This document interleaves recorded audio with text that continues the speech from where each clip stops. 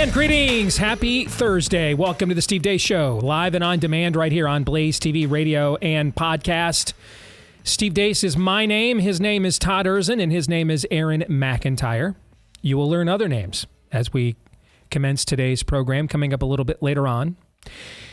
We will begin a brand new series on Theology Thursday, a book by Dr. Tony Evans called Kingdom Politics. We begin that series coming up next hour. 3 non-political questions as well. At the bottom of this hour, we will talk to somebody who has been doing their own independent investigation of the events of January 6th and the aftermath. We'll have a conversation with him about what he has found thus far. But before we get to all of those things, let us begin, as we always do, with Aaron's rundown of what happened while we were away. What happened while we were away, brought to you by a poison poke update. After the FDA limited the use of Johnson & Johnson COVID jabs to certain people last year, the CDC announced today the jab is no longer available in the country after last stockpiles of it expired on May 7th. Of course, the mRNA varieties of the Pfizer and Moderna COVID jabs are sticking around forever, so there's that. Meanwhile, in Florida, Surgeon General Joe Ladapo is basically the only state actor in any health department like anywhere stating the truth about the jabs. Quote, tweeting a hit piece about him from the South Florida Sun-Sentinel, Ladapo writes, quote, Florida analysis shows an 84% increased risk of cardiac death after mRNA COVID vaccines in young men. An English analysis shows a 70% increased risk in a similar age group. 2 young boys in Connecticut died days after COVID vax, with autopsies showing acute myocarditis. Instead of acknowledging these facts and analyzing their own data, critics perseverate on why I decided not to use an untested method first published during the pandemic, which happens to yield a result they find palatable. Aren't the lives of those who suffered or died after COVID vaccination, just like those who died from COVID, worthy of compassion and scientific curiosity? Grateful to serve as Surgeon General of Florida and lay out a compassionate, human-centered vision of public health, end quote. Congresswoman Debbie Wasserman Schultz is back to embrace a Democrat tradition unlike any other. Going to devastate our economy. Tourism, construction, agriculture.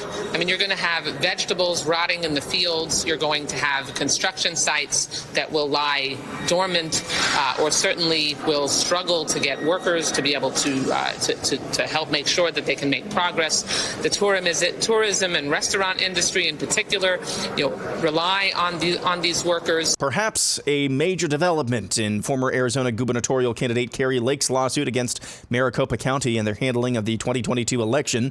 This is from a court proceeding this week in which Lake attorney Kurt Olson explains how the Maricopa County election workers responsible for verifying signatures for ballots were apparently superhuman. As our expert will testify, this isn't a question of not getting it right. It's simply they are not physically capable of reviewing the signature, both from the standpoint of being able to do an assessment with respect to the procedures, but also with respect to the functionality of the computer. When the images, you have to scroll down to check the record signature. You don't see the scrolling down function. What that log data shows, Your Honor, is that over 274,000 ballots were approved at less than 3 seconds each. That includes one signature verifier who approved 100% of the 26,900 signatures that he verified at less than 3 seconds a signature. Maricopa's log file data shows that 11 of these signature verification workers approved 170,000 signatures at a rate of less than between 0 and 2.99 seconds with a 99.97% approval rating. That's not signature review, Your Honor. Simply flashing a signature on the screen, clicking a button, and moving on is not signature review. The FBI sent 2 female agents to the childhood home of progressive anti-abortion activist Elise Ketch. In footage of the intimidation attempt obtained by the Daily Signal, The two agents can be seen showing Ketch's mother their badges and asking to speak with Ketch. By the way, this is Elise Ketch. She's a pro-BLM, anti-capitalist, pro-trans Democrat who happens to be a member of a progressive organization dedicated to ending baby killing. That group, called Progressive Anti-Abortion Uprising, was responsible for exposing the bodies of 5 premature-sized murdered babies from the clinic of Washington, D.C. abortionist Cesar Santangelo. The group has since been the target of the Department of Justice over inquiries into the Freedom of Access to Clinic Entrances Act, which the DOJ has used to harass and target other pro-life organizations. And now you understand why maybe the FBI was looking for her. Yesterday in Calgary, Alberta, high schooler Josh Alexander was arrested for handing out Bibles on a public sidewalk.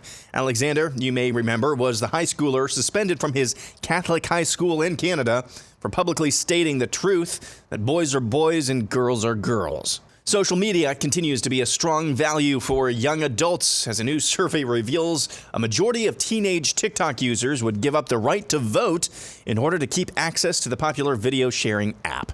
The Reboot Foundation found 59% of young adults with TikTok accounts said that if forced to choose between their social media or voting rights for 1 year, they'd give up the latter. Among teens, the rates of voluntary disenfranchisement were even higher. 64% of those aged 13 to 17 said they would give up their vote to keep social content flowing. Learning Chinese today, today's phrase is, your terms are acceptable. 你的条件是可以接受的. And finally, this one hit close to home, courtesy of comedian Mark Pruksch.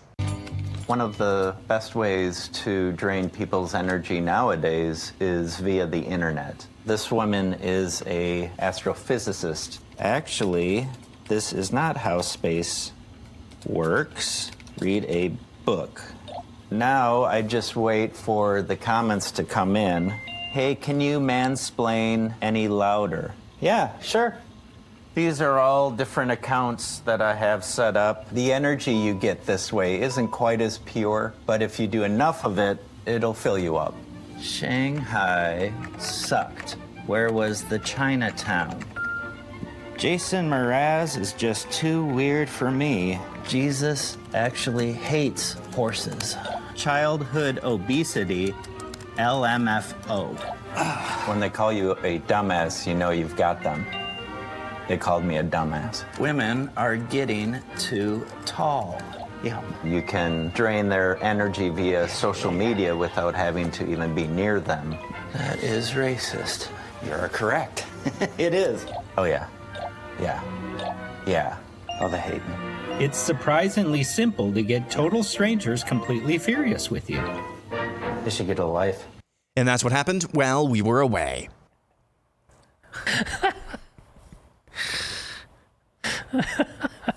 I was uncomfortable watching that.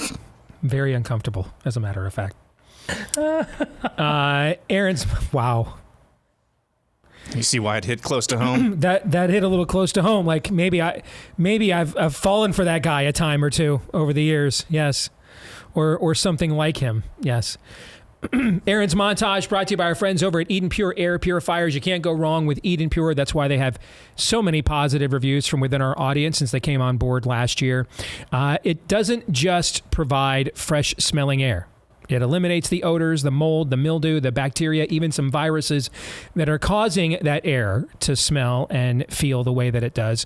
And that's why you guys love them. And they're filterless. You'll never be replacing filters in the future, either out of pocket for an expense or with your own time.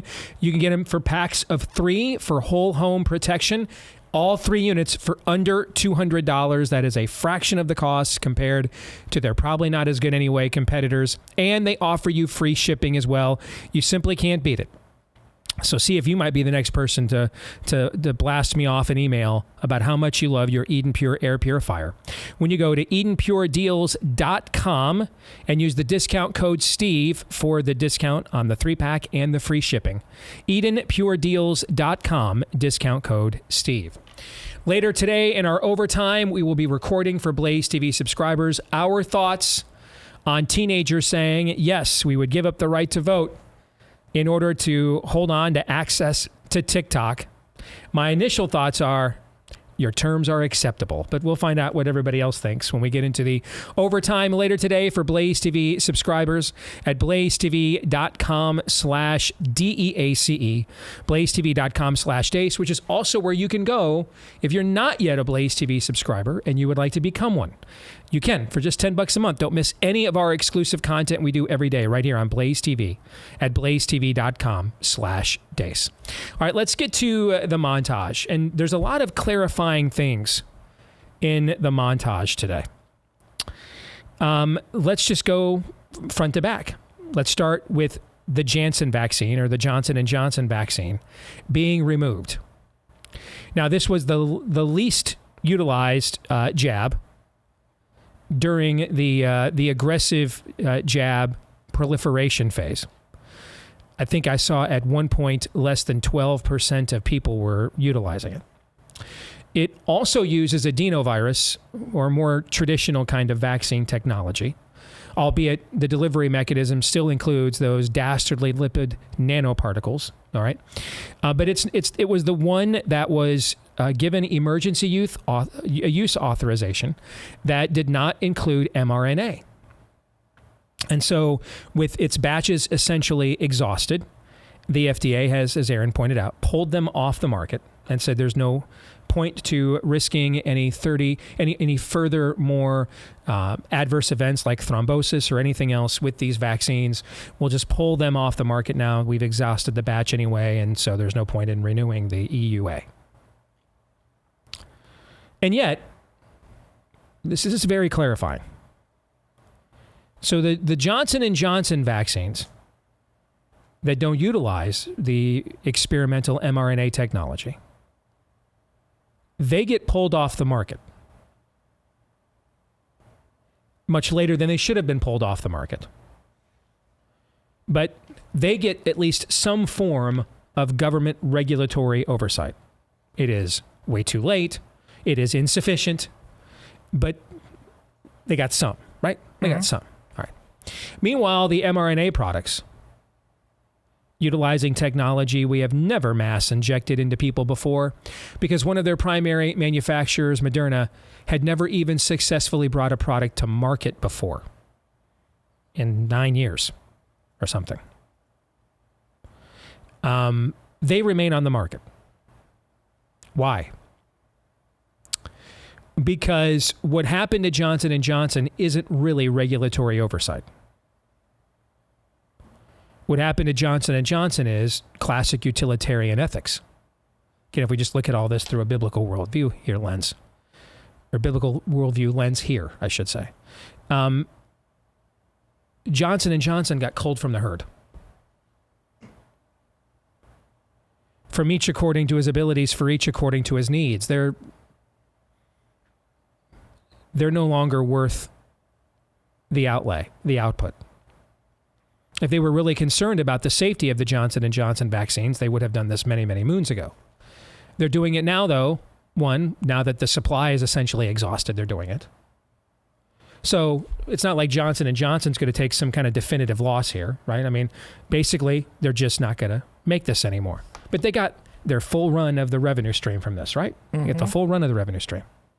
So it's outlived its usefulness, both in terms of the supply and then also in terms of the grief to profit ratio. You know, a tree by its fruit, that's in a biblical worldview, right? Yes. All right, so Johnson & Johnson finally gets pulled after it's done, and it gets pulled while all the mRNAs remain. Which goes to show you this isn't about regulatory concerns.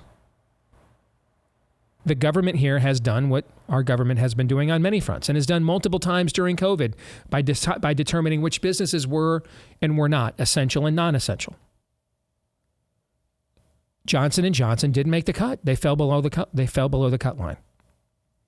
Meanwhile, the mRNAs, with another fleet of these dealing with everything from RSV to flu to cancer, they've got a whole battalion of these injections that didn't work at all, according to the CDC's own data. If you go and look at the vSafe data, again, what is vSafe? vSafe is an independent verification process that CDC set up specifically and singularly to follow the efficacy and safety of the COVID vaccines. And they did so apart from VAERS, which by law they are supposed to be monitoring, but it's very clear they are not. The same law that gave them indemnity is what established the VAERS system. Instead, they created this independent system that doesn't get nearly the notoriety and publicity, even though it has over 10 million people it's monitoring, a massive cohort of data to sample. Back in January, a Michigan State economics professor, not caring about medical efficacy, he's just looking at hard numbers and data. He went in there and looked at the vSafe data only through 2021. This was only through 2021. So the period of time when the jabs in their initial rollout against the initial strain of the virus should have shown their most amount of efficacy, their most amount of reward to risk. And what he found from 2021 is that the ratio of adverse events reported amongst the 10 million people within vSafe was roughly about 7%, which is almost exactly the percentage a Rasmussen poll earlier this year found of Americans who believe someone in their household has been the victim of a serious adverse event as a result of the COVID vaccines. It was almost exactly 7%, which is almost exactly what is within the vSafe data through the end of 2021, according to this Michigan State professor study. Well, Steve, that still means there's a 93% chance nothing happens to me by taking the jab. Well, yet. We don't know. We have no idea, actually. We're going to learn all this. You're the trial subject. We're going to learn all, because they still don't want to give you a lot of what's in their own data. So we're going to learn off of you people. You're the experiment in real time. We're going to learn from you what the long-term ramifications are of injecting your body with this genetic material that goes all throughout your bloodstream and doesn't just stay in your arm, as they told you, which was another lie. But even if we just use that data, folks, we have pulled vaccines off the market for safety markers not even approaching 1%. Because again, by virtue of the fact that they're new, every single vaccine that is new is some form of an experiment, because they're new, right? Mm-hmm. They're all experiments. It's just a matter of whether the technology that was used to make them, how experimental is that technology? And in the case of the mRNA vaccines, both with the mRNA itself and the lipid nanoparticle delivery mechanism, the whole thing is an experiment. That's why when they start seeing those safety markers, before they even get something like 1%, they'll pull them. Because this is only becomes, it's likely, if they see it that early on, it's just a force multiplier with added injections. Not to mention, we gave more of these injections than any other injections. The government promoted these more than any other injection it's ever promoted. And for a period of time, told people they could not work at any significant sized business without taking them. For an even longer period of time, told two of the largest employment sectors in the economy, the military and healthcare, you could not work there without taking them. So it coerced and forced, in total violation of every syllable of the Nuremberg Code, forced people to line up to be an experiment or to take the mark, basically. And so here's what this data showed through 2021. When you look at the risk to profit ratio, the risk of taking the jab as opposed to not taking it. And this is before we even stratify for comorbidity, like age and a pre-existing condition, morbid obesity, autoimmune, diabetes. These are all things, by the way, usually associated with people who have some form of vitamin D deficiency, which was the number one marker for a COVID hospitalization. 2.1% of people before we stratify for age and comorbidity had to be hospitalized for COVID. 0.6% of those infected before we stratify for age and comorbidity were killed by COVID. When you do those numbers and compare them with the 7% number within the CDC's vSafe data, and then you extrapolate that data to the fullness of who, that's your sample by which to poll the entire populace, okay? Here's what you get. There was a 233% better chance that you would suffer a serious adverse event from the jab, from the poison poke, than you would be hospitalized for COVID. And again, that's before we stratify for age and comorbidity. If you are a 27-year-old man like Aaron, that number goes way up higher, for example. There was a 1,067% better chance that you were more likely to suffer a serious adverse event from the jab than you were to die from COVID. And again, if you're a 27-year-old man like Aaron, that number goes way up higher than that. That is a democide. That is the targeting of a demographic, whether intentional or not, for extinction. And that's what Joe Latipo is talking about in the tweets that Aaron shared, who runs what is still the only healthcare department in the entire freaking hemisphere, Florida's, telling even a modicum of truth. Latipo is holding back, folks. He's holding back, and he knows. He knows he is. He's only giving you some of this top line, most serious talking points. It's far worse. When you start getting into the loss of hearing and everything else, those numbers are far more cataclysmic than even the cataclysmic ones he's sharing with you. So here's the clarification you have received. Pfizer, Moderna, and other entities that will create more of this mRNA technology for mass injection, they matter more to your government than you do. Your government is totally fine killing you, taking years off the back end of your life with cardiac, arrests. I'm sorry, with cardiac debilitative diseases like myocarditis, making it that you don't have hearing on one side of your head for an indefinite, maybe permanent amount of time. Totally fine with it. You exist to be chattel for Pfizer and Moderna. Not the other way around. That's exactly what Debbie Wasserman Schultz is saying. What did I say the other day on this show? Every worldview clash in a culture, from a moral standpoint, comes down to one question: life or madness? Every single one. Every single one. Life or madness? That's what they all come down to. So, your health agencies on a federal level have chosen madness. Your state health agencies, with one exception, have chosen to enable said madness or look the other way. And the only exception is Florida's. Debbie Wasserman Schultz. Democrats claim to be progressive. I've told you for years, they're just regressives. Now, normally I say that in association with them trying to take us back to a pre-Christendom, pre-Judeo-Christian understanding of the world, or what we used to call Western civilization. In this case, I'll give them credit. They're not taking us back that far. In this case, they're only taking us back to the arguments they made in the 19th century, that we require a permanent underclass, always of people not white-skinned, a permanent underclass of people not white-skinned to perform the menial tasks, the basic labor, whether it's picking cotton or picking vegetables, and far below market value in order to sustain our elitism. And that's the same argument of the Southern Democratic plantation owner in the 19th century, and that's the exact same argument that Debbie Wasserman Schultz is making. The only thing that's changed is the tint of non-white skin. It was darker in the 18th century with blacks. It's a little lighter now with Hispanics and brown-skinned people, but it's the exact same argument. There's nothing new under the sun. Life or madness, that's the choice on every issue, life or madness. So let's have madness. Someone's got to pick the vegetables. Apparently there are no native Floridians that would be willing to work at restaurants or anything for like a sustainable wage. And so therefore we have to have the world's largest human trafficking outpost at our southern border so that someone will pick Debbie Wasserman Schultz's vegetables.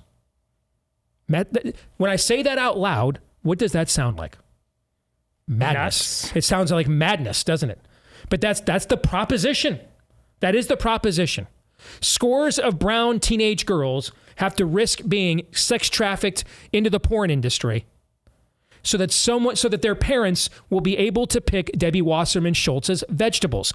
She said this. I'm not putting words in her mouth. Those are hers. I'm only attaching the implications of her arguments. Rich suburban kids who can afford it in all these border states, they have to risk being the next to sadden their parents with a fentanyl or opioid overdose that kills them so that someone will be able to bust the dishes at Debbie Wasserman Schultz's favorite restaurant. That's what she is saying. It's madness. It is absolute madness. And that's because every choice in every culture on a moral level is always a choice between life and madness. Well, why is that, Steve? Who's the author of all life? God. Therefore, we are choosing God or insanity. That's another way of quantifying it. God or insanity. If God is real and if God exists, that is the ultimate reality, correct? Yes. And therefore, to do anything that is outside of his will, if he represents ultimate reality, then to do anything outside of his will is to deny what? Reality. Reality. Which is another way. We have a clinical term for people who chronically deny reality. What is that term? Crazy. Crazy, insane, nuts. So life or madness, those are your choices. FDA chose madness. At the border, we choose madness. I know it doesn't seem like it, but that's the argument being made in Maricopa County as we speak. It is absolute madness that they could go through and verify the signatures on all those ballots in that amount of time. It's just not humanly possible. It is madness. It means it stretches the bounds of credulity to suggest otherwise. And everyone knows it. My buddy Chip Roy just got up in the Congress an hour ago and just literally stood up and this is all he said. It is quite obvious to everyone who has eyes that Leah Thomas is in fact a dude. It's obvious. Saying anything else is insane. To claim that you can go through, what's the number, 170,000 or 270,000 in that clip, Aaron, something like that? Yeah, there were a couple of different figures, but they were in the hundreds of thousands. Okay, to claim you could go through hundreds of thousands of signature verifications on an average of 3 seconds and come back with a near 100% approval rate is madness to assert something like that. And everyone knows that it is. Everyone knows it is. We're back to the Solzhenitsyn line. We know they're lying. They know we know we're lying, or they're lying. We know that they know that we know that they know they're lying, and yet they keep lying anyway.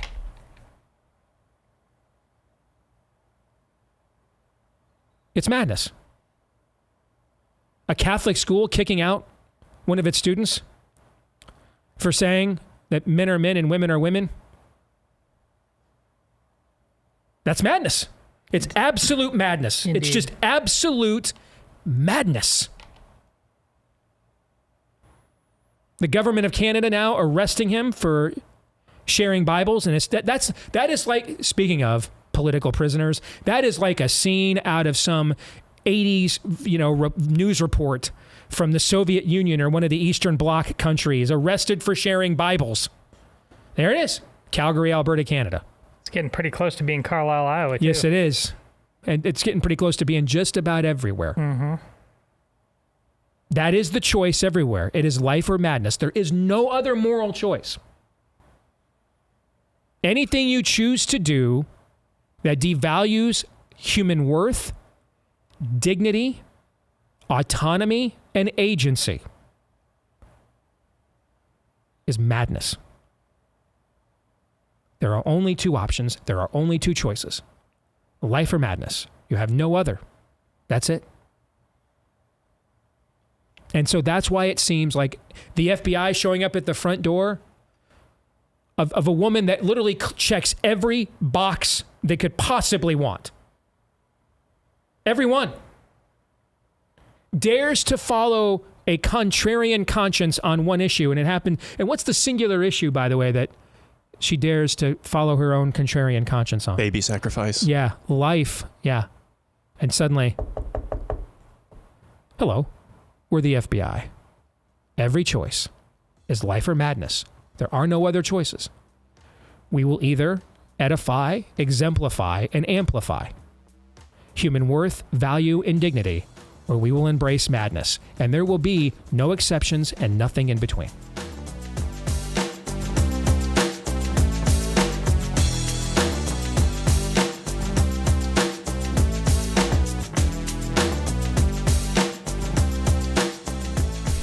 Steve Baker is the pragmatic constitutionalist. However, and you can check him out if you want at thepragmaticconstitutionalist.com. That's thepragmaticconstitutionalist.com. However, some of you may have seen him recently on Fox with Tucker Carlson before Fox decided it just didn't want to tell the truth as a network anymore and canned him. Thankfully, we have Steve here with us in studio today. It is a pleasure, brother. How are you? Thanks, Steve. It's great to be here. And you have had some interesting conversations in your travels, getting into what truly happened at January 6th and its aftermath. My understanding is even before you were on Tucker's program, you were in touch with his staff. Yeah. And as they were looking to try to dig in to what was really going on, probably looking for some context to the footage they were about to receive from House Republicans, I would imagine, along those lines and everything too. Exactly. Actually, they called me specifically asking me what they needed to be looking for when they got access to that 41,000 hours worth of video. Okay.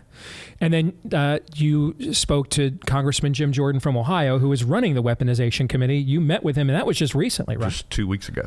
Yeah. All right. So with those credentials established, let's get to the beginning now with you. What's your background, and how did you get into covering this story? The background story is long, but it's over 40 years as a professional musician. My hobby was as a writer, and I liked writing about politics, doing analysis, commentary, and that kind of thing. AOL, CompuServe became MySpace. MySpace became Facebook. Facebook became a blog.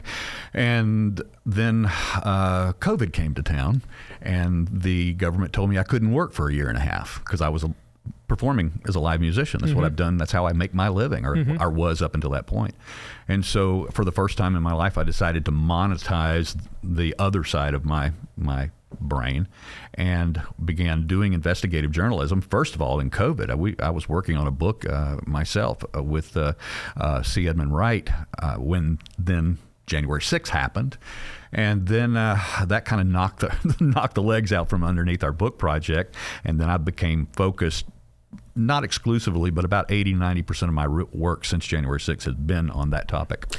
What was your MacGuffin? What was the moment, the plot device that said, okay, something smells rotten in the state of Denmark here. Something doesn't quite add up. What was it? Well, I was there. And I took a lot of video. I was there as a writer. I was there as a journalist. And I've done my FBI interview, and they have not prosecuted me. So they know that I had an extensive background in writing, so that it would be pretty tough for them to drag me. I wasn't one of those guys who showed up that day with a cell phone and claimed his citizen journalism on the spot. So they had the background. And the MacGuffin moment was when I got home and started doing frame-by-frame analysis of my own video and started seeing the things that I couldn't see with my own eyes. You got this incredible the scene. eye in the sky doesn't lie. Well, exactly. But this incredibly kinetic moment where there's so much going on. And so did you see? I want to pause there. Did you see violent outburst, riot activity? Did you witness them? Because I heard from a ton of people in my audience that went to the event, and then when Trump got done speaking, just jumped on their buses and started heading home and back to the airport. And then they get back to their hotels and stuff and start seeing these reports like, what the hell happened? I didn't see any of this happen. So you did see some of it actually happen in real time. Steve, and the other thing that you can't understand unless you were there is you could be 20 yards away from violence taking place and have no idea that it was because happening. Of how many people were there. It was such an sardine-like situation with tens of thousands of people pressed up in the area, and plus because of angles and steps and that sort of thing, you could be there singing the national anthem, chanting, and enjoying the revelry of the moment with your flag flapping in the breeze, and have no idea that violence was going on until you left that event. But I was on the front line actually filming it. I will admit, in the immediate aftermath of what I was presented and saw, I was appalled. Yeah. And communicated that accordingly to my audience and just said, hey, this is a precedent we just can't establish, at least not if we are serious about not just handing our enemies the sort of fodder that they will use against us forever. What started to click in my brain was the death of Ashley Babbitt, her murder. And when I found out that the guy who actually took the video that many of us first saw of her killing is someone who is a self-confessed Antifa member from like Salt Lake City, Utah, I believe. Yeah, John Sullivan. And he had somehow made it from Salt Lake City, Utah. Now, keep in mind, I'm hearing from all kinds of people in my audience. We were there, didn't see anything, we got back home. We're blown away. I mean, we didn't even know this was going on, right? So I'm hearing this from scores of people in my audience. And yet somehow this one Antifa member from Salt Lake City, Utah, manages to travel all the way from Salt Lake City to Washington, D.C., nearly the width of this continent. Right. And he just so happens to strategically be in the position where he alone can capture the real-time video of the one person who, or the first person we know of that was murdered that day, Ashley Babbitt. The odds of that are beyond astronomical.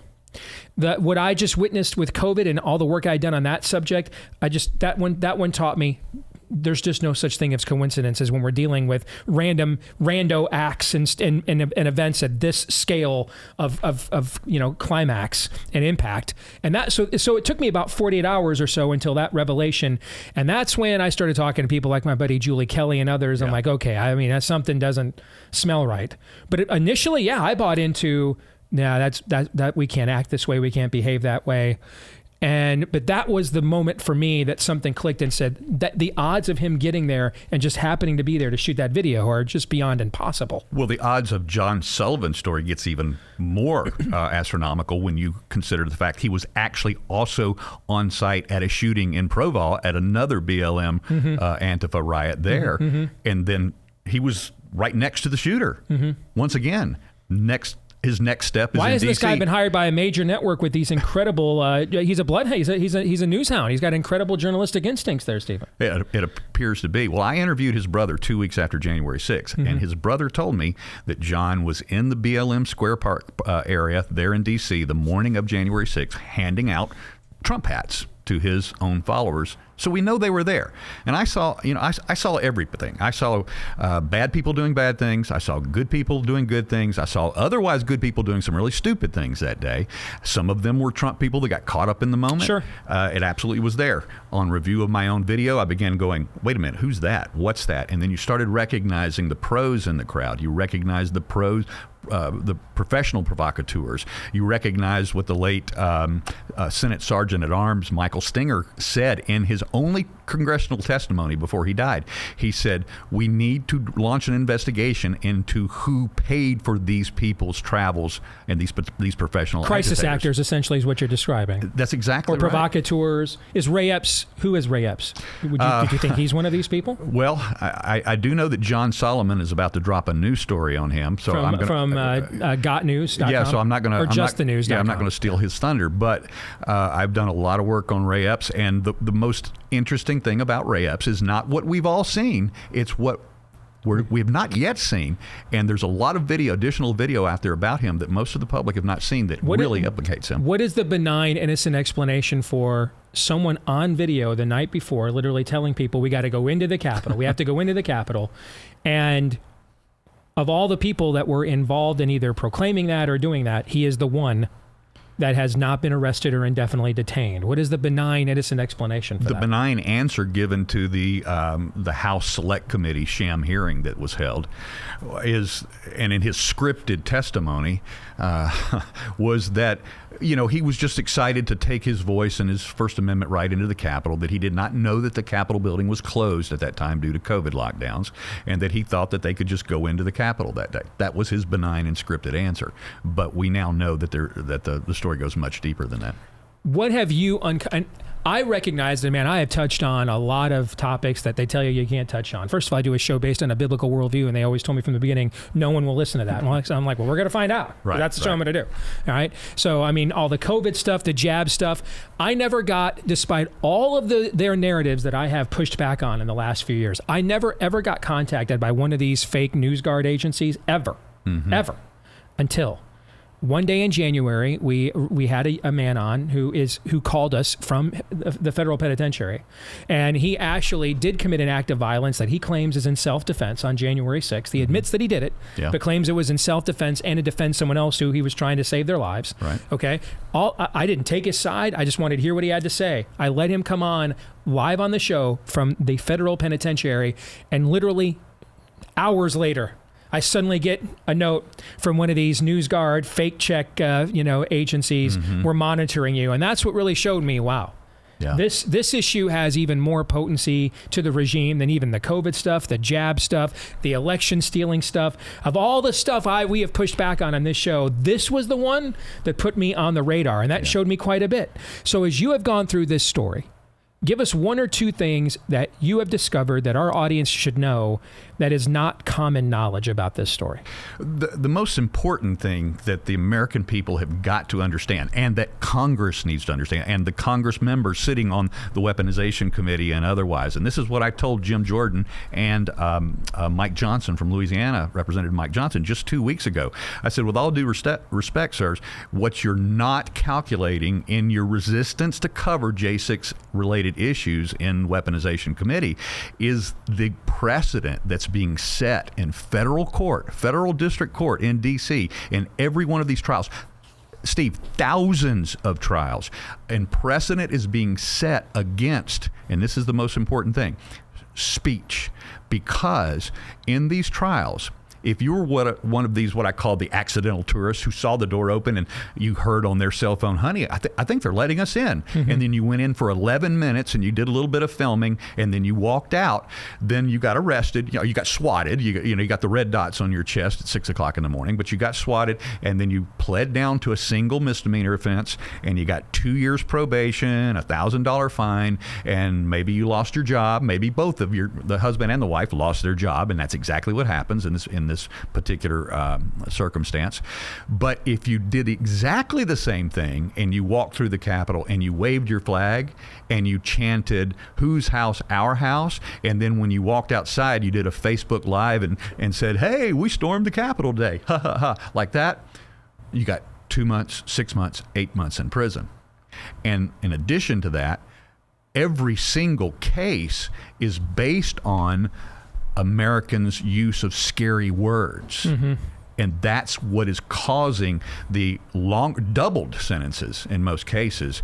It's what you said. It's not what you did. Your behavior was the same. You may not have broke anything. You may not have attacked a police officer. You did no violence whatsoever. But if you talked, your sentence was twice as long. And these precedences and others related to the motions that are being filed, the fact that nobody has gotten a change of venue despite the fact of the overwhelming impossibility of winning a case in D.C., that these precedences are being ensconced into federal law, and they will be used now against the rest of us. Not just the 1,000 people that have been jacked up so far, not the other 1,000 that they have committed to arresting going forward, but this will affect every single one of us who use our voice in a way that the narrative of the government they find it disapproving. What was Congressman Jordan's reaction? Because we have sat here and we've watched Republicans like him not do a damn thing, as big tech has essentially already begun in the private sector to enforce the very precedents that you're talking about the government trying to establish in the public sector. So what was his reaction when you said this to him? Yeah, I've been very hard on Jim Jordan. In fact, I initiated a tweet storm that really hit home, and that was why I was able to get the access that I did. And in the process of going through, getting to him, I rehearsed in my mind a 30-second speech and then a 60-second speech, thinking that that's all I would get. But the 30 seconds to the 60 seconds had enough impact that I got over 10 minutes. And I said to him, I said, respectfully, sir, you don't understand. And I even went so far as to tell him everything that I just told you about the weaponization of the Department of Justice and how that's being used in the court cases. But I also told him, I said, I've been developing whistleblowers within the Capitol Police. I've done an extensive written series on the Capitol Police. And we have a dozen whistleblowers willing to come forward right now if they know they can get protection from Congress. But they don't know that. They're seeing seeing the retribution and the retaliation by the different agencies against the whistleblowers are coming forward, and they're scared.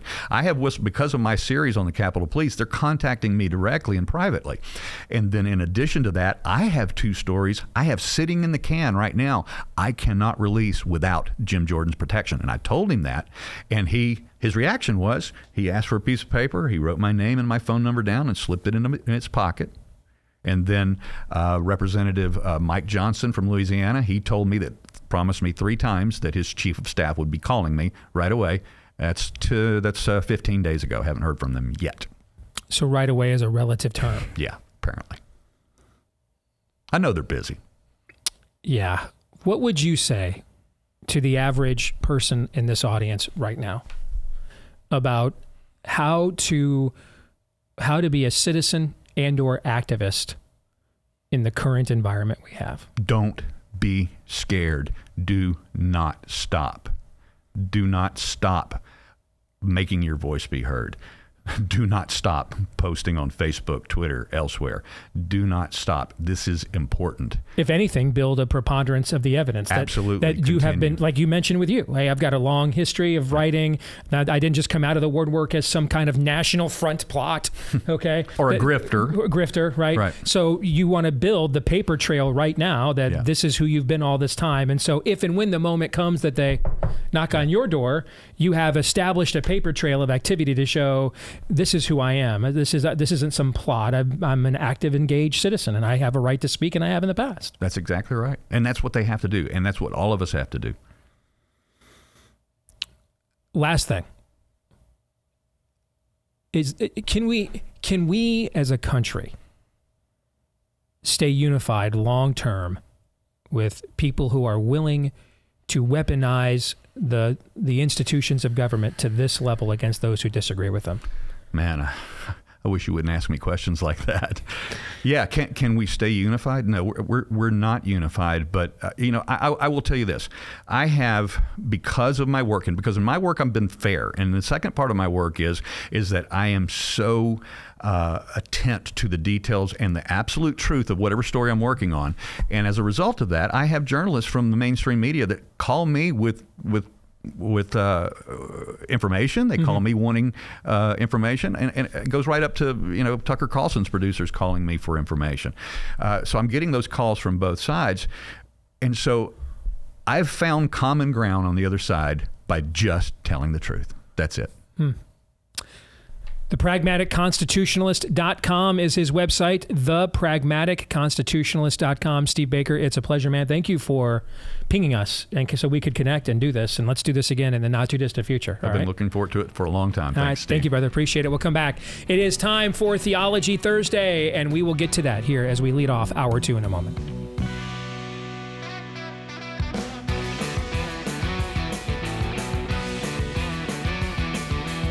All right, we're back here with Hour 2, live and on demand, right here on Blaze TV, radio, and podcast. Steve Deace with Todd Erzin and Aaron McIntyre, and, of course, all of you. Let us know what you think about what we think via the stevedeace.com inbox. Email the show, steve@stevedeace.com, DEACE. Like us on Facebook, MeWeGab. And you can follow me at Steve Deace Show on Twitter, Getter, Instagram, and TikTok. And you can also find me over on Truth Social at Real Steve Deace there. Don't forget that if you like the podcast version, we like you too. Please show your like for us by leaving us a 5-star review. Hit subscribe, or if it's iTunes, then follow. And thank you to all of you that have done those, either one or both of those things for us already. Thank you as well to our friends at Constitution Wealth Management. They've already helped our listeners align about $10 million with their values since they came on board here at the beginning of this year. All right. So why do you want to go with them? It's quite simple. We are in a culture war of biblical proportions. And part of that means, as often as possible, we need to align our money with our values. And that includes our portfolio. They're going to show you. It's not a choice anymore you have to make between a yield, a profit, an ROI, and your principles. You don't have to bankroll the very forces of the spirit of the age trying to endgame your culture. They will help you align your portfolio with your principles at constitutionwealth.com/Steve. Book an appointment today, and you can get your retirement investments aligned with your values. and help build the parallel economy together. That's constitutionwealth.com/Steve. constitutionwealth.com/Steve. At the bottom of the hour, it is time for 3 non-political questions, but now it is time for Theology Thursday. And as we hinted at a couple of days ago, we are starting a brand new series here on the show. A good friend of mine suggested this book for a conversation. It is by Dr. Tony Evans. Returning God to Government is the subtitle. The main title is Kingdom Politics. That is the book we will be discussing and studying on Theology Thursday for the foreseeable future. Kingdom Politics, Returning God to Government. And gentlemen, as we begin the conversation this week, we're going to talk about the introduction. And I want to stop and talk about the very first paragraph of the entire book. Very first paragraph of the entire book. You cannot read the Bible and ignore the political realm. In fact, let's stop at the very first sentence. You cannot read the Bible and ignore the political realm. Let's do this one again. You cannot read the Bible and ignore the political realm. Pastors, are you listening? Do you hear that sound? That's the sound of 1,000 khaki pants screaming out in anguish. Indeed. He quantifies this with what he says in the rest of this paragraph. The Bible is thick with politics. You have 4 books, 1st and 2nd Kings and 1st and 2nd Chronicles, that deal with the rule and reign of government leaders.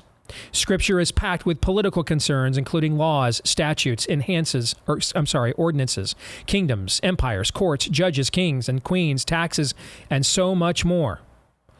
He goes on to say, God is active on virtually every page, engaging in the political affairs of humanity for both blessing and judgment. Let's say that one again. God is active on virtually every page, engaging in the political affairs of humanity for both blessing and judgment. Tony goes on to say on this very first page, given this reality, it is unfortunate that God and politics are far too often disconnected from each other, as though connecting them too closely is anathema. Now, one of the things that I hope we're going to discuss in this book, and I have had some very blunt things to say about the previous generation over the years on this show.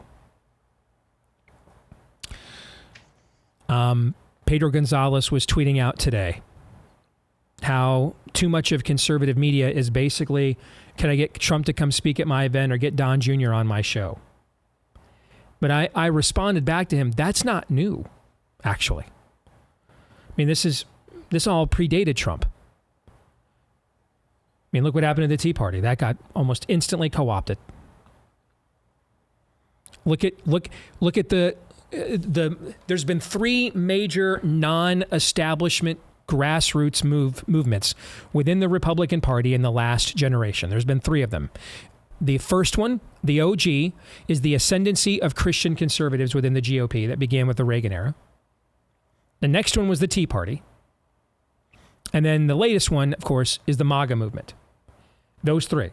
Those are the 3 primary anti-establishment movements that have been ascendant in the last generation of Republican Party politics. Well, let's look what happened to all 3. The Christian conservative movement, now they didn't have social media yet, so the ability to monetize this on a mass scale like that didn't exist yet. So it took a while. But the Christian conservative movement went from it in the 80s, elevating Ronald Reagan beyond and above the GOP establishment and to the presidency, and then helping him to get reelected, to by the time now I become of age politically and start getting full-time involved politically as a Gen Xer in the early or the aughts. By that period of time, that exact same movement, in fact, let me take a step back. I was reading a book by a guy named James Robison. He was one of the founders of the original Christian conservative movement. And there's a fascinating chapter in this book that he wrote. It's basically his autobiography about how the Reagan Revolution and Christian conservatives, how this came to be. And he tells a story about how Billy Graham, I think it was in 1978, had been invited to come speak at the Soviet Union in Red Square. Right? Okay. And so he, of course, takes them up on that opportunity. And then while he is there, he realizes that one of the reasons that Brezhnev invited him there is they wanted to show off with him providing this massive global stage, because Billy Graham's the most known person in the world at this point. And they wanted to use him as a platform to show off their military might. So yeah, they gave him an audience to preach the gospel, but they also were kind of using him to be a vehicle to further their own propaganda at the same time. And Graham said that while he was walking and praying through Red Square, he heard the Spirit tell him the United States has less than 1,000 days of freedom left unless it gets much better leadership. It's about to get run over. And he came back to the States, and he calls this meeting of very prominent evangelical leaders, people that a lot of this audience would know these names. Small group of people are in this meeting. Adrian Rogers. In fact, I think in this meeting are 3 people who are either the current or future presidents of the Southern Baptist Convention are in this meeting. Pat Robertson, who's a charismatic, not a Southern Baptist, in this meeting. And James is the youngest member in this meeting. And they just got together in Dallas and just prayed together about what to do. Who would this leader be? Graham was pretty adamant that after getting burned by Richard Nixon, he's like, I don't want to have anything else to do with cozying up to a politician. But I wonder, the country desperately needs somebody who can explain where we are. What about this former actor who used to be governor of California? Well, Reagan was actually telling people at that point in time he wasn't going to run again. He was done. After what happened in 76, he was done. So this group of Christian leaders basically went to him to draw him into the race. Like they're the alpha in the relationship. You see what I'm saying here? Mm-hmm. Like they're taking initiative. They're the alpha. And they're telling him, these are the things that, we are looking for if we're going to rally our people to support you. And so later that summer, they had this, or maybe it was the next summer, they had this massive million prayer march in the mall in Washington, D.C. Reagan is like the only Republican GOP candidate that comes to speak at it. And much of his own staff is like, what are you doing? Talking to these people, they're basically brainwashing you. But you can see who's the leader in this relationship. The Christian leaders are the one leading the relationship. They're the ones doing the discipling, the mentoring, and Reagan's basically following. That's the biblical model, right? By the time Todd, you and I's age group comes of age and starts actively taking a part in this in your 30s, in the 2000s, the same Pat Robertson who was in that meeting saying, well, we will go and call Ronald Reagan to run, is now endorsing Rudy Giuliani in the 2008 Iowa caucus or cycle primary because he's electable and the one who win. The guy that that was doing walks at gay pride parades in New York City, radically pro baby killing. Jerry Falwell Jr. was a luminary. Jerry Falwell Sr. was a luminary in the original Christian right. Again, that exact same cycle, he endorses John McCain, who once called him an agent of intolerance. Why? Well, the polls show he could win. Now, it took longer for the Christian conservatives to get co-opted because there wasn't the immediate grift of, I can get 100,000 Twitter followers and monetize that. You know what I'm saying? Mm-hmm. So it took longer for that to sift and filter down into the water table. But eventually, by the time you and I's Gen X generation is now getting active and taking part in the public square, we are watching prominent Christian leaders who were once actually leading the politicians are now being led by them. By the time the Tea Party movement comes around, we're now at the nascent stages of social media. So this opportunity of viral content and becoming a massive entity and I remember the first CPAC I went to was at the zenith of the Tea Party, and there was this massive Tea Party news network. They sponsored the entire thing. They had this huge stage that was almost the entire entry foyer into the arena. For CPAC, they were omnipresent. That thing's gone already. It's been stripped down. Almost all those people are gone. Why?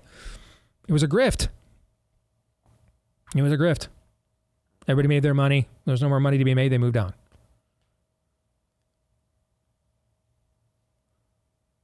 You see this now. I mean, there are some MAGA influencers that are extremely sincere. I know them. Some of them are friends, good friends of mine.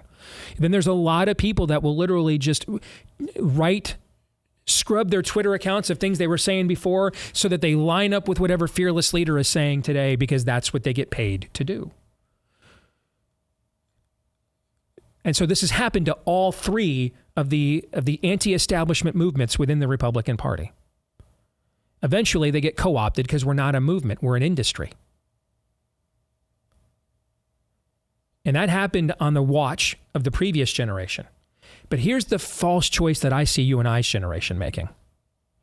The people that are ascending into the pulpits now to take the place of some of the men I just mentioned. Here's what I hear them doing and see them doing. And I know some of these people too. They're like, oh man, Steve, I don't want to be the next Pat Robertson endorsing, Rudy Giuliani and just saying stupid and ridiculous things. And I'm like, congrats, I don't want you to be. So they're like, and that's just why I'm just not going to engage at all. Just going to sit here in my church. We're just going to preach the gospel as if you are in some form of bubble. As if the gospel is a singularity.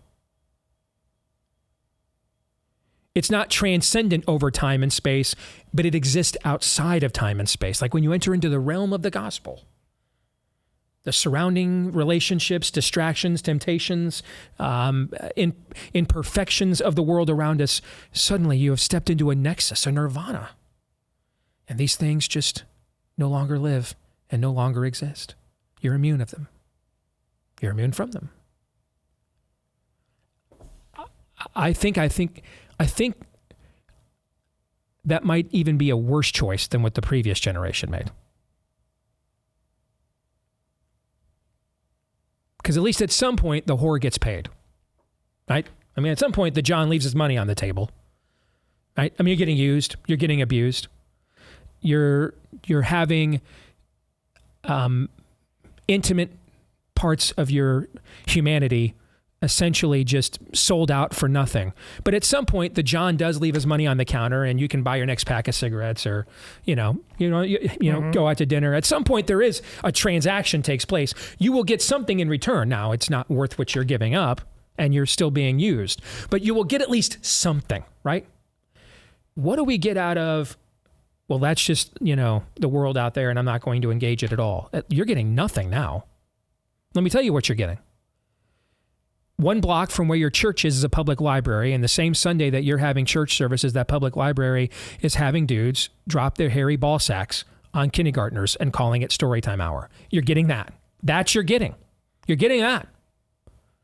I mean, you get it. Dude, we can have all kinds of 2020 as hindsight arguments that BoomerCon made all kinds of prostitutional deals with the Republican Party that didn't justify the level of put out they were granting it, right? Mm-hmm. But did they get drag queen storytime hour? Did they get that?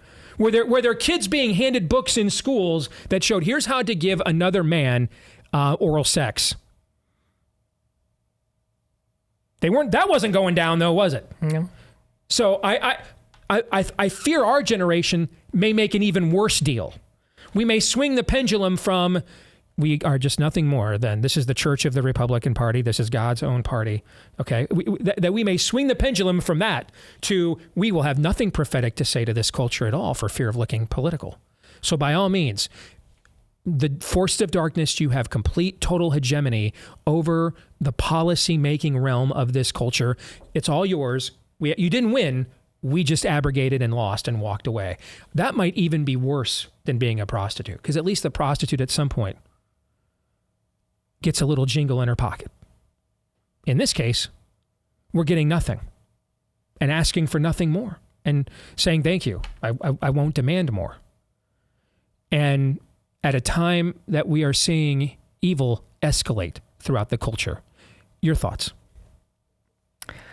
I have a lot going through my head as you spoke. Tony Evans, and maybe are you going chapter by chapter as well, or you have read the whole book? I'm not, okay. Yeah, I'm taking it piecemeal. So he may end up talking about this, but the first 11 chapters of the Bible talk about almost all of human history.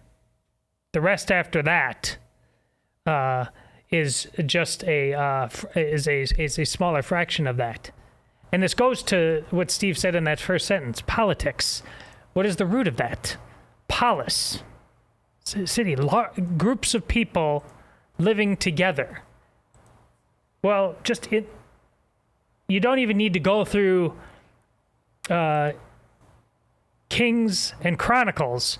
Chronicles certainly challenging to get through. Some of the stories of Kings far more known, but we all know the stories of those first 11 chapters. They're told to us as children. And the last two biggies are all about what just Steve talked about, and forsaking that duty of talking about the polis and God's sense of order and destiny for it. Because you have Noah, things go bad with the polis, things get wiped out. Mm-hmm. You have the Tower of Babel. You start getting the order of things wrong with God not shutting your hole and knowing your role appropriately. What were we just talking about? Life or on the show? Chaos. Life or madness. Chaos. Life or madness. Another word for it. You get literal chaos. This is why if you want to pull back, and some of us, we've all talked away the way we reorder our lives to protect our family, do our duty as men, do our duty as fathers. We reorder, but we don't pull back. We don't go in a hole. We're not charged to do that. We can't do that. As I've said, we keep getting this wrong. I've said this in multiple ways on the show. Women are either having to do far too much in the case of Moms for Liberty or Sarah Gonzalez, or in most cases are just not capable of doing everything that they've lied to themselves of capable. On the other hand, men, you're lying to yourselves. You're way too comfortable. You're not doing nearly enough. And it speaks to exactly what the price of not doing that. What's the price? It is total chaos. And again, the stories you don't have to do a deep dive, and that's why I expect Tony Evans will probably bring these stories up. It is right there in the first 11 chapters. You forsake your duty to order the polis appropriately. Politics, nothing short of chaos is your destiny. I mean, that's cash money, homie. I mean, we can go through. Just continue the history. Continue the line of history you cited biblically. Let's go to Nimrod. What does he represent? Essentially, he is a conquering alliance of world governments against the kingdom of God. He is a proto version. He is a precursor of what an antichristical kingdom will look like. What's an antichristical kingdom? One that is a political alliance of the nations of this world in opposition to the kingdom of God. All right, Jesus. Who ultimately determines whether Jesus is to be executed or not? It is not the religious council of the Sanhedrin. It is the Roman government, the political seat of authority, the political alliance of the nations of this world in opposition to the kingdom of God. They are both subjecting God's people, the Jews. They are subjecting them on one hand, and on the other hand, they are going to be the instrument used to try to suppress the messianic movement that will then now follow the nation of Israel. This history goes throughout. It's absolutely inescapable. Every government in the history of this world has claimed to either be God, a representative of God, or to get their marching orders to then give you your marching orders from a God. There has never been one that did not. Every single one did. So this idea that you're going to vacate this realm, and that gets to the question, Aaron, is there a way to do this without becoming prostitutes of a political party? I would suggest there's lots of ways of doing it. We've just not tried them very often. Yeah, the full counsel of the Word of God comes to mind, preaching that first and foremost, and in kind of asking the question, what do you get? What do you get when you're asked to engage in the culture? And we're talking about pastors who stand for something here, stand for on the Word of God, believe Orthodox, small O Orthodox, but for one reason or another refuse to engage with culture and politics. What do you get? I would submit that you get the Church of Laodicea.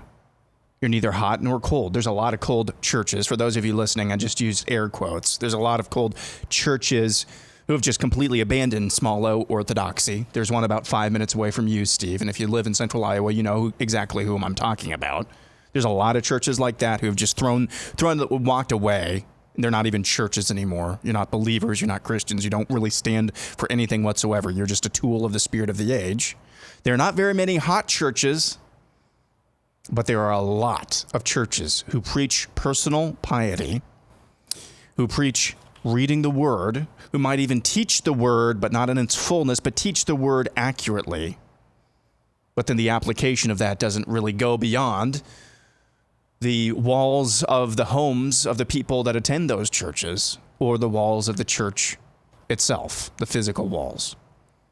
And so you have something that amounts to effectively a lukewarm church. And that's not that church doesn't end up very, very good. I think the problem, and we talked about this a little bit, I know we need to get to the rest of the introduction. We talked about this a little bit earlier this week. Even pastors, even churches that stand for something like that actually have orthodoxy fall into one of two ditches. And I think there's a big confusion about personal piety with righteousness. Mm-hmm. That is a huge, you know what that looks like? For those of you listening, I'm doing the furrowed brow. That looks like Mike Pence. Yes, it does. Yeah. Yes, it does. This is the other point I wanted to make sure we addressed here, talking about Tony's introduction. It astounds me that in all the talk permeating the airwaves around water coolers, over dinners, and among Christian friends concerning elections, candidates, parties, and platforms, how little a biblically based theistic worldview seems to enter the equation. And I have talked for years on this show about young man graduates out of the youth group of a church, meets a girl there, wants to get married to her. And he goes to the pastor and says, "Hey, I didn't have the greatest example of what a husband is supposed to look like growing up. Can you mentor me according to the word of God of, what's expected of me as a husband?" That pastor will say, "Of course." Then, sometime later, she gets pregnant. He's about to have a child. He goes back to that same pastor and says, "You know what? I didn't really have a good father either growing up. So I'm not really sure what the right example is. Can you help me according to the word of God to mentor me to know what it means to be a good dad?" That same pastor's going to say, "Okay." Later on, he has started a business. He's successful. He's got money now. He wants to be a good steward of that money. He goes back to that pastor and says, "You know what? I grew up poor. We didn't have any money. I've got more money than I ever imagined now.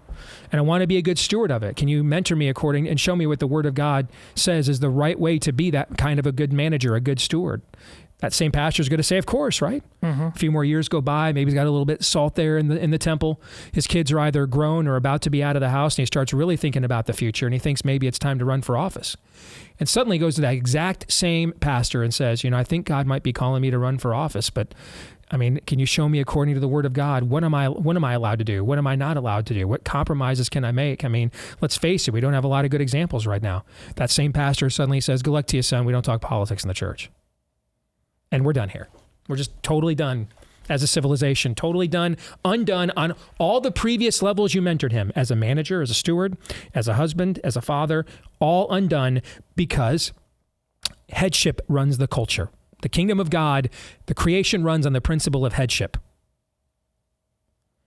The idea that you're going to have like these really fundamentally sound families while the fish is rotting at the top from the head on a soul level, on a moral level, is not true. Eventually that degradation will filter down in to your kitchen table. And that's what you were talking about earlier. There's this section of the book that I also wanted to highlight that goes along with what we just said. Tony writes, "Yet where do we often go for answers as a nation when there is chaos in our country?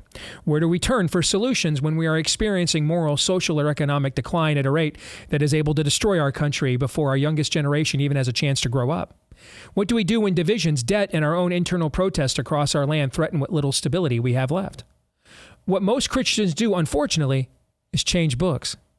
When it comes to politics and elections, far too many Christians spend more time appealing to family, history, tradition, culture, racial expediency, personal preferences, etc., than they do what the Bible teaches. While most Christians verbally affirm Scripture is good enough for individual families and churches, it seems somehow that it has been deemed insufficient for how we respond to politics and government.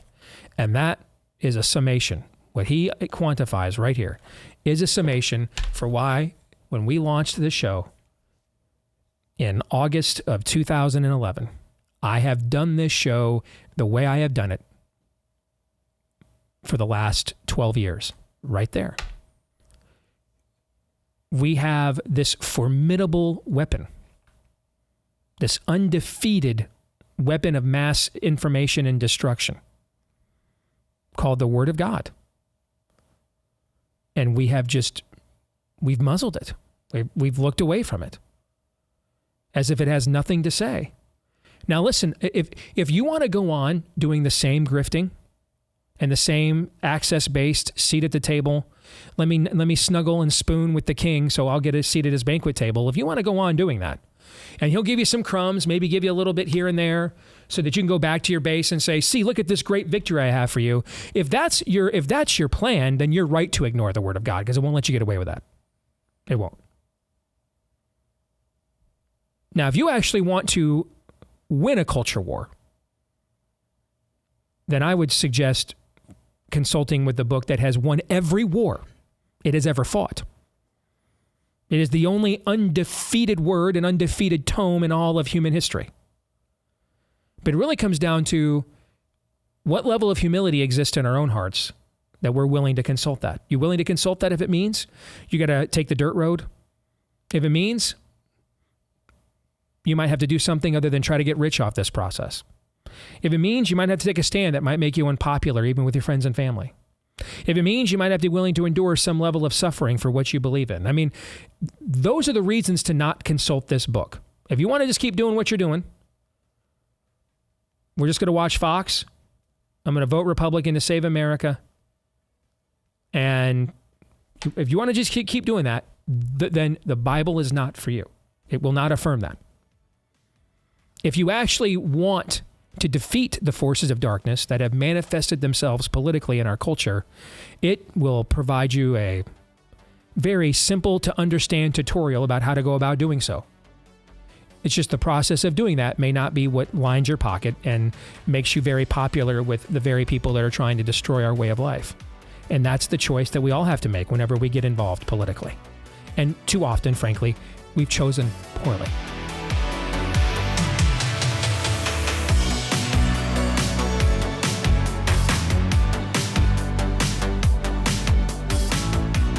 If you want to breathe some life into your own backyard, you can do so with fastgrowingtrees.com. This spring, from shade to fresh fruit to privacy, maybe just natural beauty, let fastgrowingtrees.com help you plant your dream garden with their expert advice and fast, reliable shipping. They curate thousands of easy-to-grow plant, shrub, and tree varieties for your unique climate, Meyer lemons to evergreens and everything in between.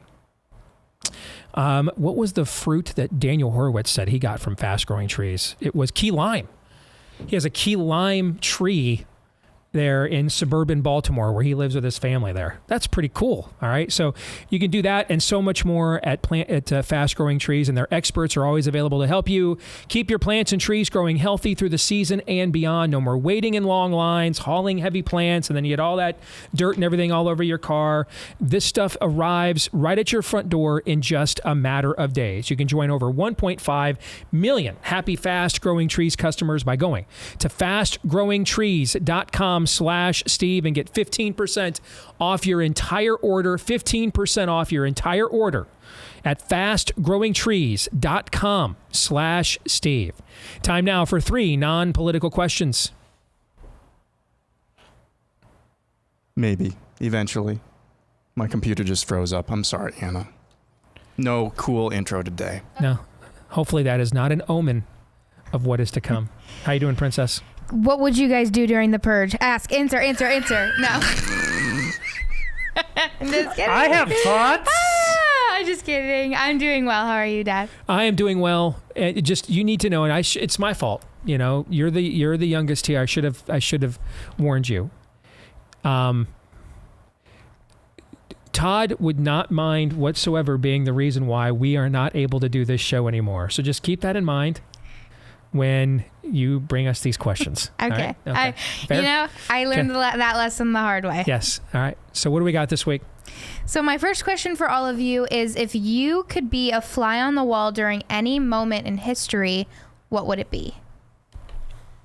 A fly on the wall during any moment in history? Any moment. Any moment. Well, this is going to sound like a weird question, all right? But I promise there's a legit reason I'm asking.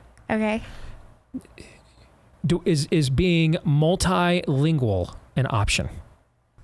I was thinking about that too. You know what I'm saying? Because I'd love to be a fly on the wall when Jesus and Pontius Pilate are meeting. Yeah, let's say yes. But I don't know if I don't know Greek, Latin, and Aramaic. All right, so yeah, so you can't. So do I have like a universal translator on me? Yeah, let's just say you're like an all. I don't want to say all knowing, but in all.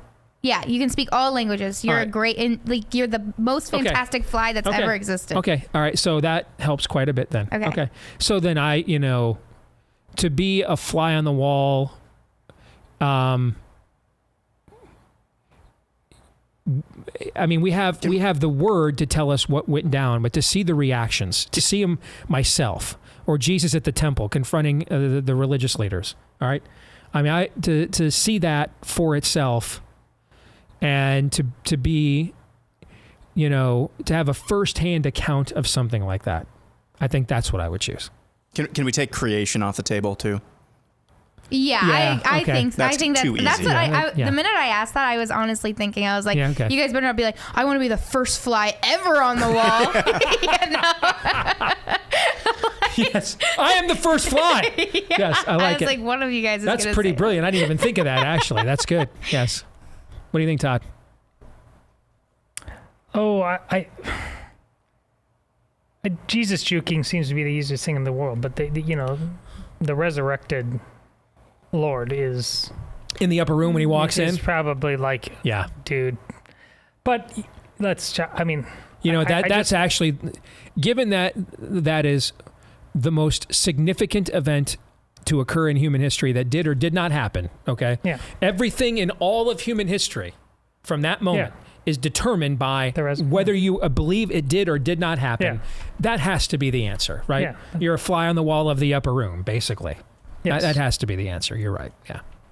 But I think in terms of, as an American, modern American history, I think there are several times during World War II, kind of the way a scene was painted in The Darkest Hour, and I don't know if that particular scene was done to try to encapsulate a lot of conversations Churchill had, but when he goes on the subway and just talks with normal people, and the gravity, you just feel the gravity, the planning for D-Day, just the 48 hours before D-Day, and Eisenhower and Marshall and some of those conversations, knowing what they were about to lead men into,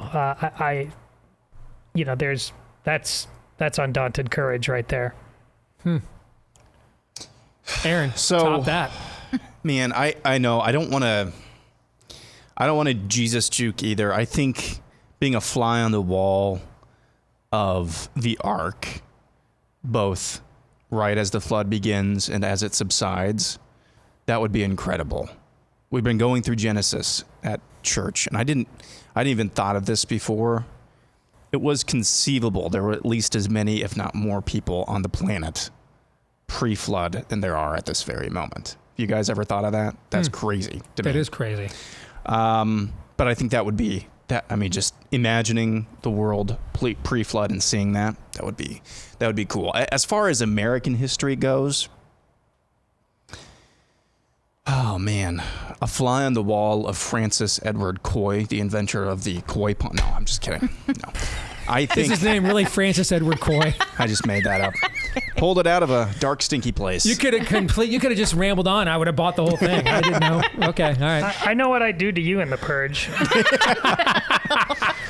Drown him in a koi pond. Yes. Yes. I'm the one in Todd's yard. Came to the wrong door. The wrong door. He chose poorly. Yeah. Yes. I think it would just be awesome during the signing of the Declaration of Independence. Yeah. Just to see this, not really the main conversation. There are pretty good accounts of what's going on, but to hear the side conversations that are going on, like, are we really sure about? I would like. I want to see if there's 100% resolve in the room, or if there were like. This is truly so help similar me. with D-Day. So I mean, they're either about to hand momentum back to the Nazis or essentially deal them a mortal blow. Right. I mean, there's no in between outcome to this, right? So I mean, it's kind of the same conversation, just a different era. All right, before we get to the next question, this is a good segue to talk about our friends over at Patriot Mobile. I know a lot of us are pining away for the emergence of the parallel economy. Is there a way to stop, whenever possible, directly funding people who hate us? And unfortunately, there's just not.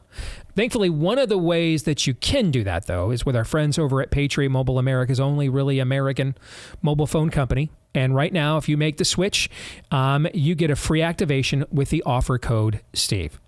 Free activation with the offer code Steve. Now, here's one of the reasons why you're going to want to make a switch. You're going to want to make the switch not just because now you can give your money to a company that shares your values, but it's also a hell of a company. For example, you get access to all 3 major networks. You can switch networks anytime for free by being a customer. You move to a part of town where one signal is stronger than the other, or another part of the country. They'll make that switch for you whenever it's convenient for you at Patriot Mobile. So today, make the switch. PatriotMobile.com/Steve. If you're a veteran or first responder, let them know.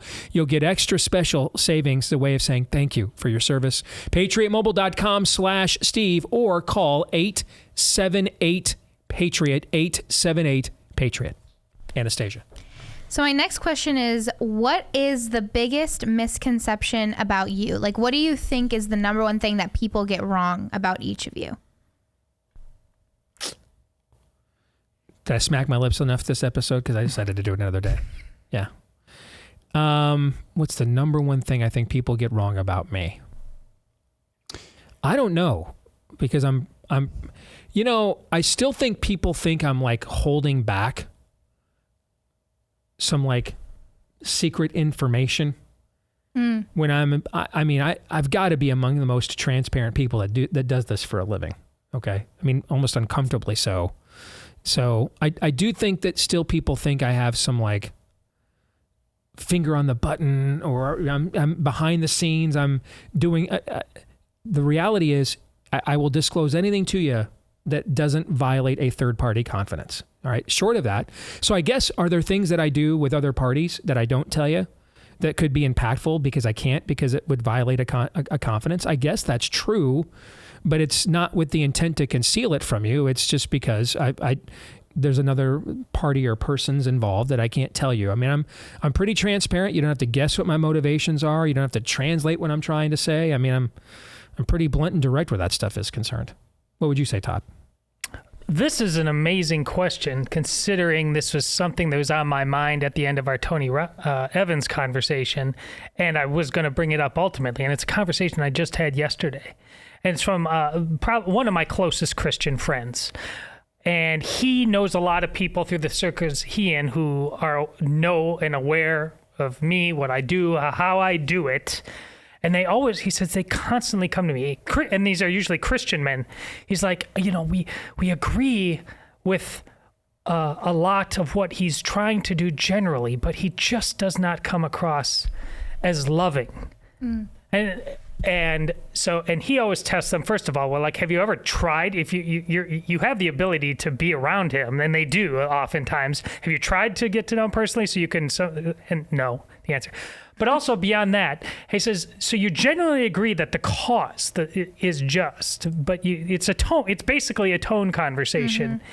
And he says, would you agree that he's taking on flack and bullets all the time for causes that he could easily not do it, and it affects people that aren't just his family, so strangers, and they agree with that. He says, so taking on all of that hate, because the thing everybody is worth fighting for, the truth, the good, the true, and the beautiful. Yes, they agree. And he tells them, I just had this conversation yesterday. He said, he's talking to Christian men. Mm-hmm. Who does that sound like? The Lord. And so that's not presumptuous on my part. It's what we are all, the four of us in this room and everybody. Be perfect as he is perfect. Are you willing to bear your cross? Are you willing to suffer for the cause? It's all right in there. And people are mystified in this culture with this much chaos that people hate me for it. Jesus actually said, they hated me. What do you think they're going to do to you? Which is why it seems providential that you asked the question, because that's why we need to discuss this book so badly. If Christian men are that stupefied that love means saying it, testifying to it makes for some suffering, we need to really go back to what Steve says. Hey, gentlemen, this is a football. Just briefly, I'm trans boomer. I was born in the wrong body. I've got a little bit of boomer in me. That's what people get wrong about me. Oh, gosh. Trans boomer. I like it. All right, one more before we get to Anna's final question. Don't forget our friends over at My Patriot Supply. If things seem a little crazy right now, it's because they're a lot crazy.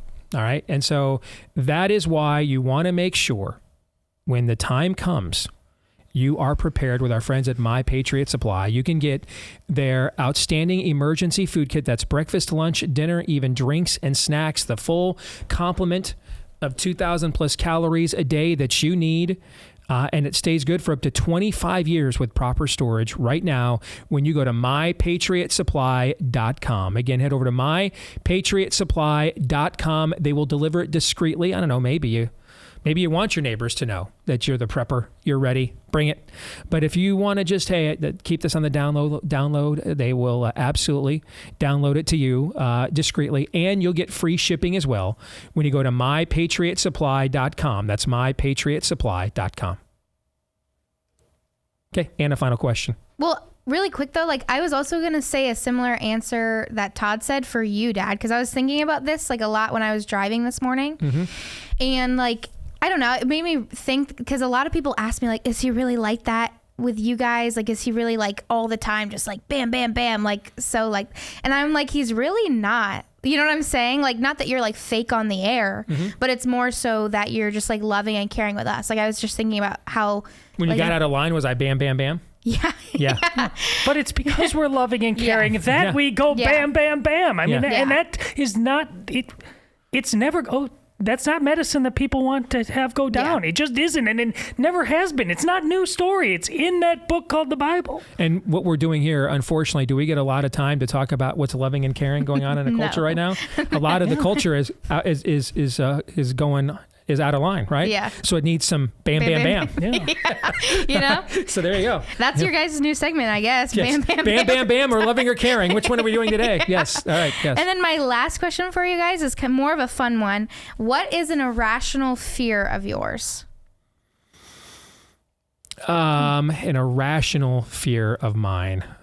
Yeah, I don't want to hear. I want to hear funny ones. I don't want to be well, I fear for the end of this country. No, I can't. I can't do. I mean, I can't do rodents.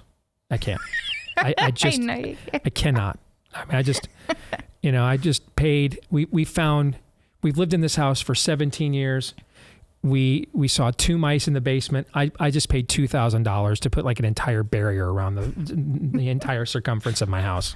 I can't. I don't know what it is. And I don't care about bugs. You guys saw me kill every bug imaginable growing up. I don't care about stuff like that. You grow up in Florida for a few years, cockroaches are almost omnipresent. The scurrying of the little rodents, I cannot do. Something about it bothers me. It's like fingernails on a chalkboard. I cannot do rodents. And so, man, that's a no. DM me if you want me to put a fake mouse in the Day's household and film it. That is an absolute no. Oh, hell no for me. Cannot happen. I can't do it. That's mine.